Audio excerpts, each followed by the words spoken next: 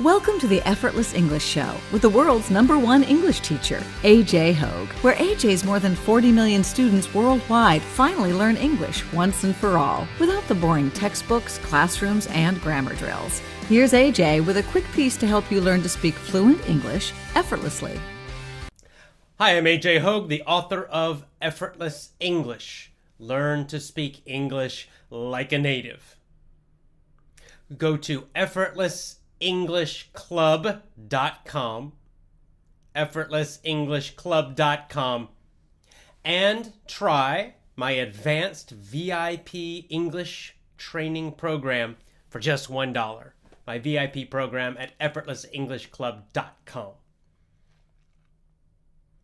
Vocabulary, English vocabulary. Did you know that English has a kind of double vocabulary system? It's a kind of double vocabulary meaning. In other words, often in English we have two words for the same thing, sometimes more. But the interesting thing is that these words can have very different feelings. Even though the words mean the same, there's a kind of a different feeling. One might have a more casual feeling, and one might have a more formal or intellectual feeling. For example, to drink and to imbibe. To drink and to imbibe. They mean the same thing.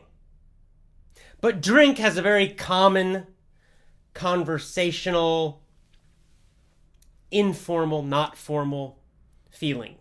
Drink, right? It's the common one we say. Drink, drink, drink. Very common. But imbibe, it's the same meaning, but it has a much different feeling. Imbibe sounds more formal. Imbibe sounds more sophisticated, more noble, more intellectual. So we have these two words that mean the same, but they have different kinds of feeling. Informal, formal. Common, intellectual.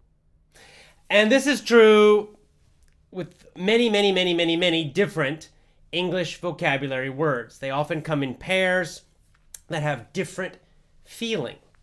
Why? Why drink and imbibe? Why do they have such different feelings?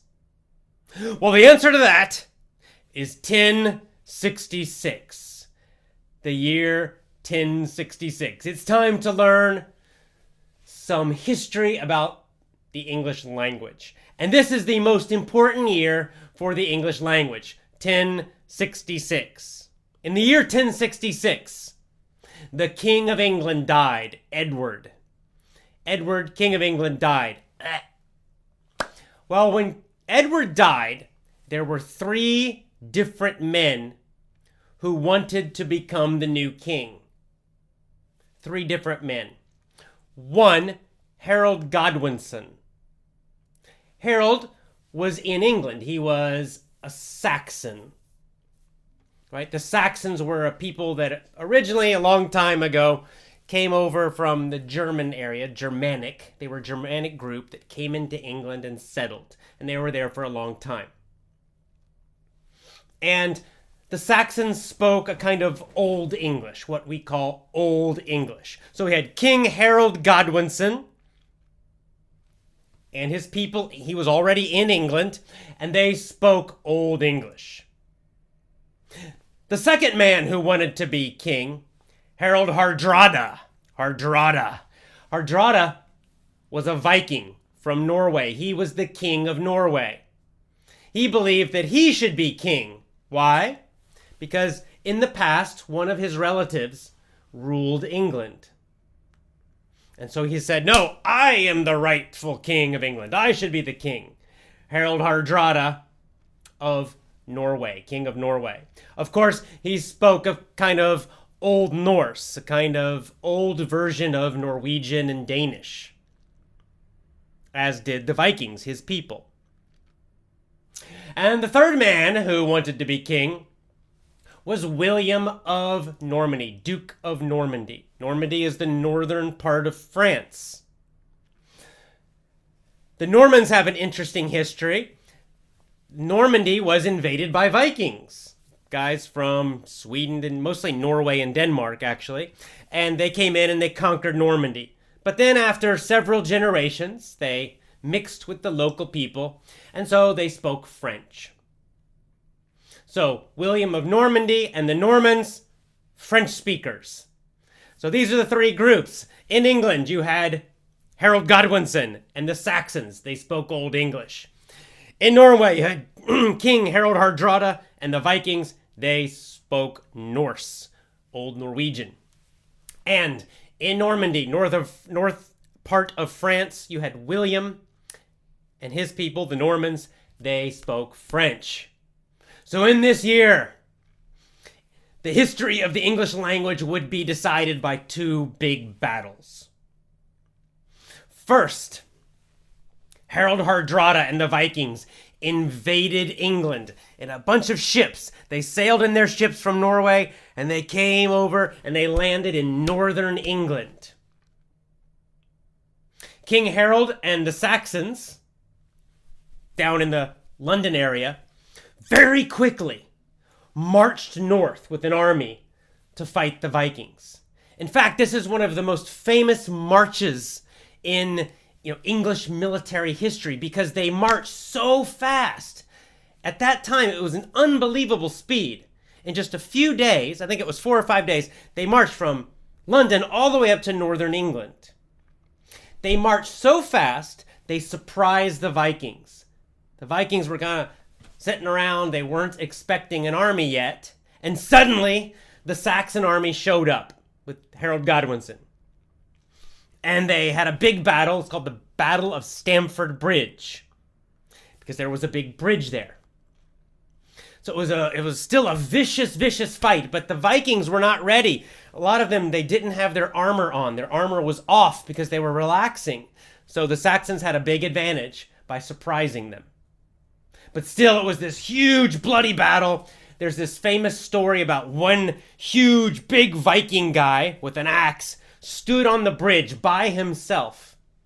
And I don't know, they exaggerate these stories, so we don't know the truth. But some say, for like an hour, he just killed hundreds of Saxons until finally they had to come in boats underneath him and stab him with spears, and he finally died.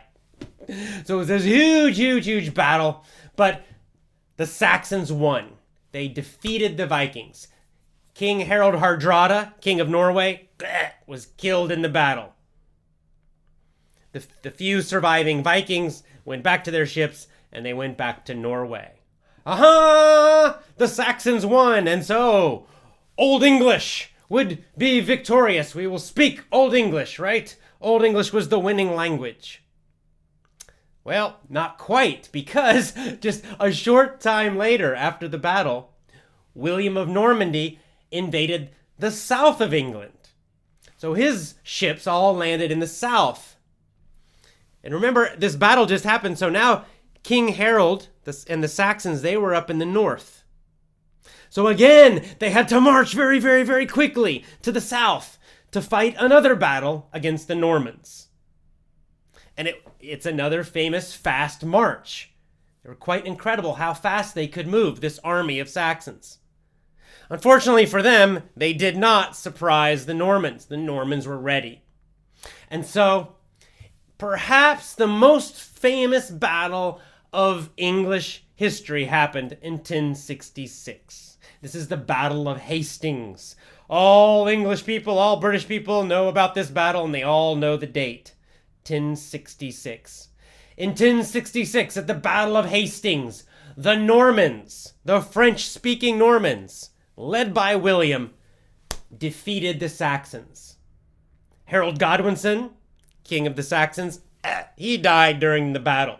So William became the new king of England. The Normans conquered England.